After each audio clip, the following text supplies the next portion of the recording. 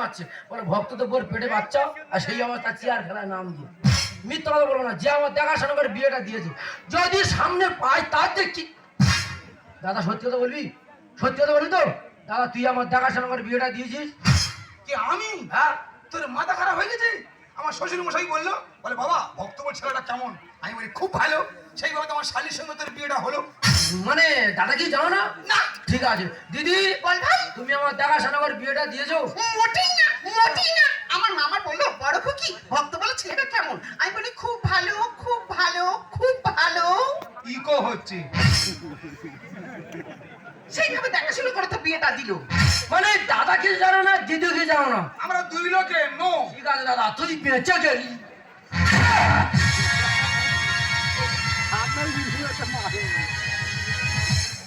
তুই আদলা ইডেনজি মারি বলে?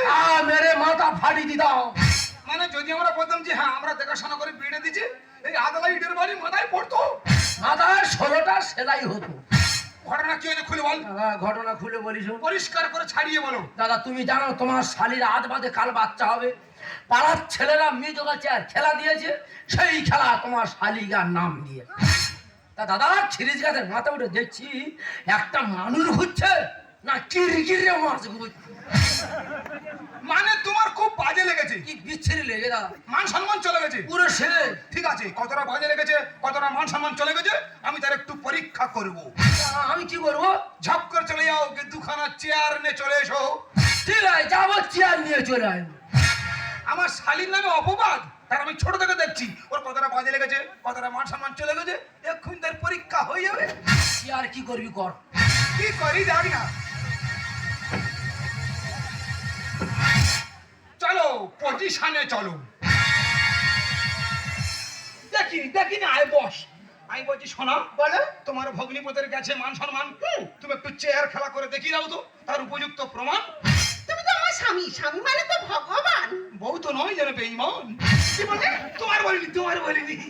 আমি বলছি ওর খুব বাজে লেগেছে, ঠিক আছে একটা পরীক্ষা করবো। ঠিক আছে, মাইকে গান বাজবে, তুমি একটু চেয়ার খেলা করে দেখিয়ে দেবে। ঠিক আছে, ঠিক আছে। রেডি? হ্যাঁ আমি রেডি। 1 2। তুমি কি বক্সিং করবে নাকি? না না, হাত পা ছাড়িয়ে নিচ্ছি তো। সর্বনাশ, আমার জীবন উড়ে গেছিল।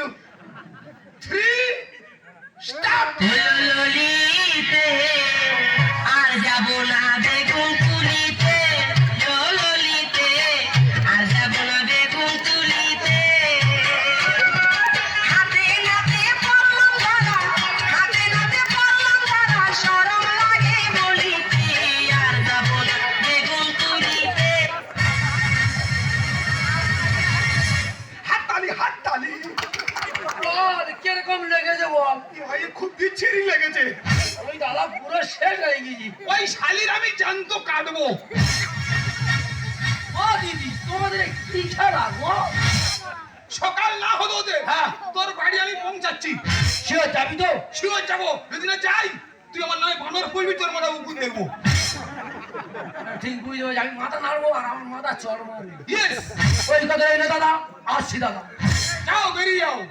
দেখো ওরা যা পারে করে করুক গে। হ্যাঁ, আমরা দুজনে কিন্তু ঠিক থাকবো। ঠিক বলেছো। আমাদের কাজ কি? ইটগুলো বইতে হবে। 2000 ইট। এখান থেকে বয়ে ওখানে নিয়ে যাবো, ওখান থেকে বয়ে সেখানে নিয়ে যাবো।